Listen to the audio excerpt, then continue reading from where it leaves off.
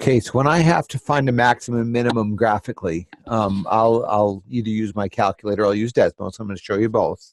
And then when I am using my calculator, well, let's see. First off, I typed in the equation. I think I have it right. And then I don't know what window to use, so I'm just going to do a zoom 6, and that snaps it -10 on the x, +10 on the x, -10 on the y, +10 on the y.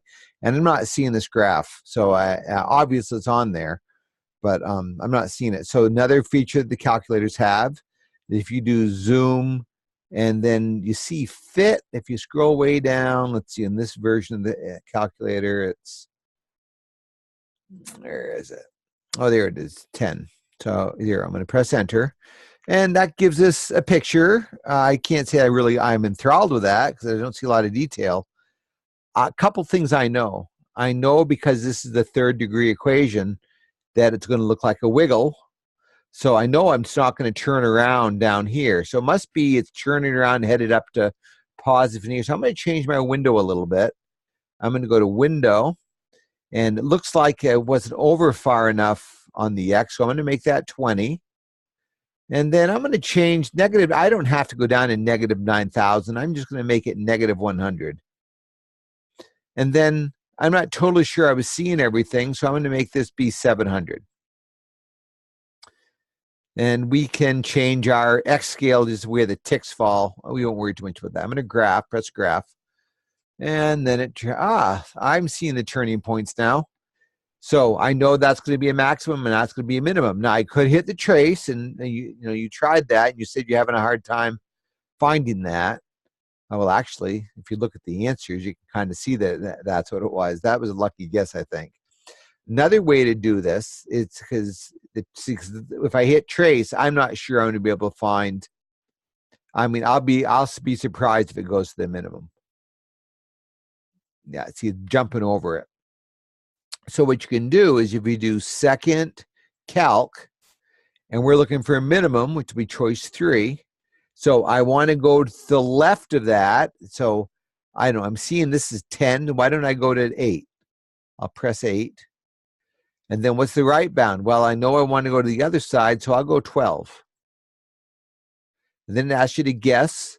I'm just going to let the calculator guess, and there we go. And of course, you got to remember the calculator's not being very smart.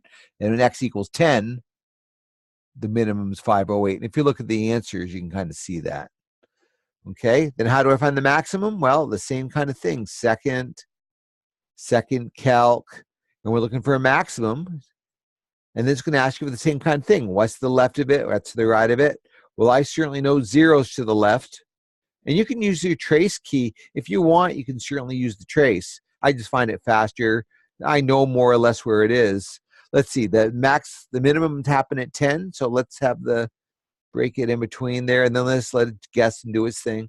So at about 5, it's 6.33, and we see that. So using the second calc min max is a great tool to use. It'll help you jump to a great approximation. The other thing I wanted to show you, and because this is an online course, is Desmos.com. I type the equation in. I'm obviously not seeing it, so if I click the gear, I can change the settings. And as I recall, it was what? It was a 20 for the x, and then I had to go up to what? 700 on the y. And I'll go projector mode just because I'm recording. And what the beautiful thing about Desmos, click on the maximum, click on the minimum, there they are. Okay, so I'll leave it to you. I mean, if it's a graphical solution, I'll leave it to you whether you want to use a graphing calculator or this. If you're a high school student and you're going to take AP Calculus next year, I would recommend you learn how to use a graphing calculator. Okay, so hopefully that helps you out.